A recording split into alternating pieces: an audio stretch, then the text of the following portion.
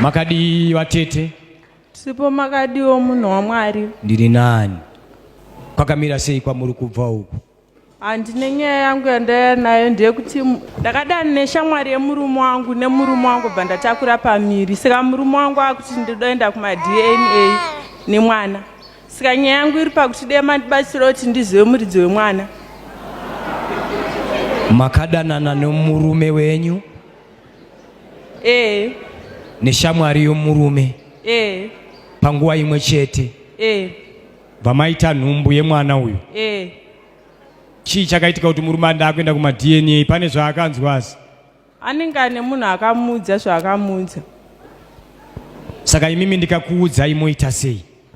Ini ndandafunga kuti kana asiri yemuridzi wemwana murume wangu denda umba kwedu. Makutya DNA? Haleluya. Haleluya. Ha?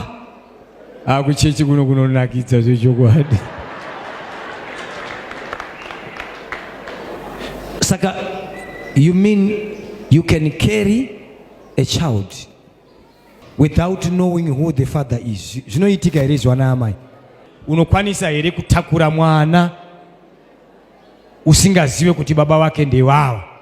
Prophet, zvinoitika nekuti ukafambidzana nevarume vari 2 panguva imwe chete unogona kuti nhasi warara neuyu pamwe nhumbu inobva yabata ipapo mangwana unobva warara neuyu unotadza kuziva kuti andipa nhumbu ndeupi. Alright. Vakadzi tinoti siyanei panyaya dzekubata pamuviri. Pane vamwe vanotogeza vakatobata pamuviri vasingazive kuti vatova nepamuviri. Vanotogona kana kugeza mwedzi kana 3 chaiyo kana inotopfuura. Zvino pakusanganisa varume ipapo iwe uri pakati uye une system inogeza mwedzi wega wega uine pamuviri, unogona kutadza kuziva kuti akupa pamuviri ndiani. Maita basa necontribution yenyu pamusoro imadzimai. Ndiri kuda kuti nditaure chokwadi nezvinoitika pamunhu wechikadzi. Ava mai vari kuti hanzi ndingazotadze kuziva kuti murume wandipa nhumbu ndiani. Asi kwete hazvizvirizvo munhu wechikadzi chaiye anorara nemurume wake mumba make. One day iyoyo unotonyatsonzwa kuti inini ndatoita zvisirizvo, ndatopurujusa mudhara. Zvimwe zvese izvo kunenge kwakunyepa madzimai munozviziva. hanzi namama namai muri kutinyepera. Hanzi muri kutinyepera, muri kutizora majarini. Ndo zvatiri kutaurirwa pano. Mama vari kuti vana amai ava vari kukuzorai majarini mufundisi. Vanotozviziva ava vana amai ava. Hei, hanzi munozviziva vana amai, ndizvo here? Pamiri panobatika munhu usingatoziva. Uine murume wako mumwe chete unotozonzwa murume akukudza kuti iwe une pamiri iwe usingatozviziva. Saka zvinoitika zvechokwadi. Maita basa. Masystem edu anosiyana.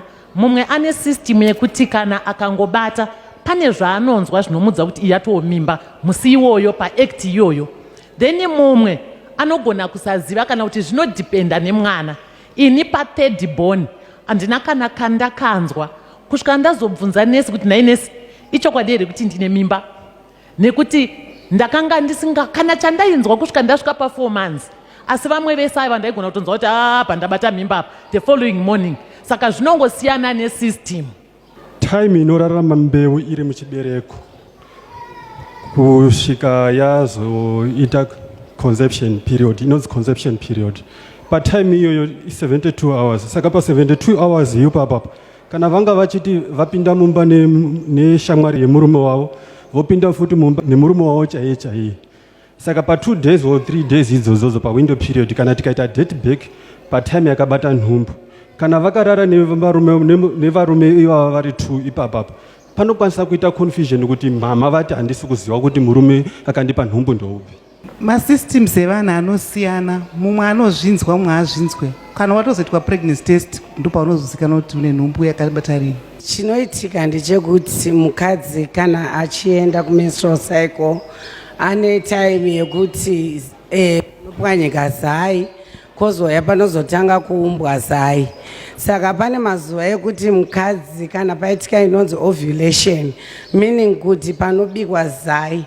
I think pane from the 10th day to the 14th day mukadzi anokwanisa kubata mimba ipapo. Saka kana kuri kunzi munhu asangana nevarume kana kuti vaviri panguva iyoyo anokwanisa kubata mimba, kana vatatu anokwanisa kubata mimba, but haakwanise kuziva kuti munhu amupa pamuviri ndeupi. Chinozotongooneka kuti munhu azoziva kuti ndaane pamuviri anenge aitwa yatiri kutaura iyoyo yepregnant test. Kana aonekwa tozoendesa kuultrasound scan taakuchiona kuti madays aya ari kuenderana here. Nepamwe pambotaurwa kunzi munhu anokwanisa kuenda kumenstrual cycle akazvitakura.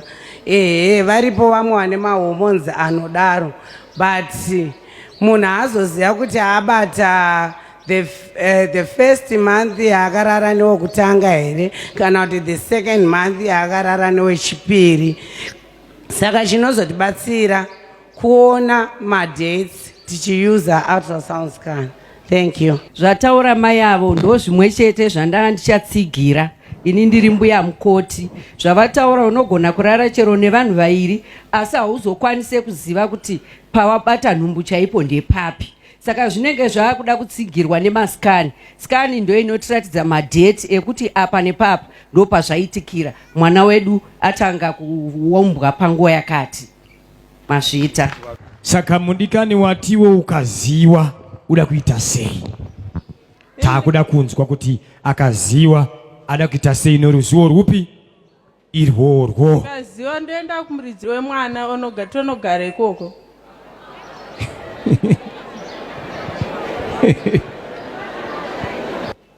Hama dzangu, dai muchigarawo zvakanaka. Zimwe nyaya dzakadai idzi hadziwanze kuda kubudikira pamunhu. Dzinotonyangadza Mwari. Dzinonyangadza Mwari chaizvo. Une makore mangani mwana wa amai wangu?